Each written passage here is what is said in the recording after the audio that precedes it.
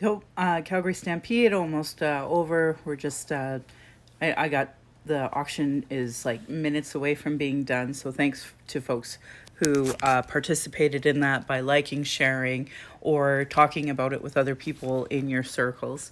It's really appreciated. But, right now, what's on my mind is Brady landfill. Why is that on my mind? Because we had non Indigenous people all across the country not just shut down parts of the country. No. Right now, there's a strike out on the West Coast with all our goods and services, right? Yeah. How much more obvious can it be in this country about racism when we know that these folks are shutting down that landfill for a good reason?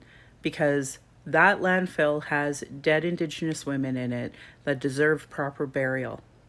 Just like here in Calgary, Joey English wasn't properly buried, and we know some of her parts went into the landfill as well. We know this. We have reports now on how to mitigate all of this. We still choose to arrest Indigenous people for this. Goots literally had plans to murder RCMP. We can't even take arms up against the RCMP because they'll kill us. They kill us even when we don't. Like, I, I don't know how to explain this to Canadians, the double standard, and how you all allow this to continue. You do. You vote racist, bigoted politicians, whether it was the NDP against Wet'suwet'en to win provincially, whether it was the conservatives in Manitoba, when the Liberals, they're trying federally, but we all know that if money can be spent for a submarine, then we can spend money to dig up people out of landfills. And in fact, there is proof of this in Toronto where they had done this for a white man.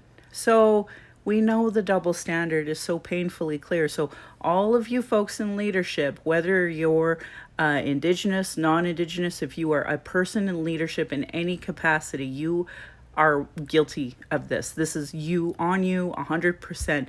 And we're all going to watch. And we all have this anxiety knowing we're at risk. All because you refuse to vote in people who aren't bigots. You refuse to implement 94 calls to action. You refuse to implement 231 calls to justice. And it's every Canadian. There is not one of you that's doing the work enough.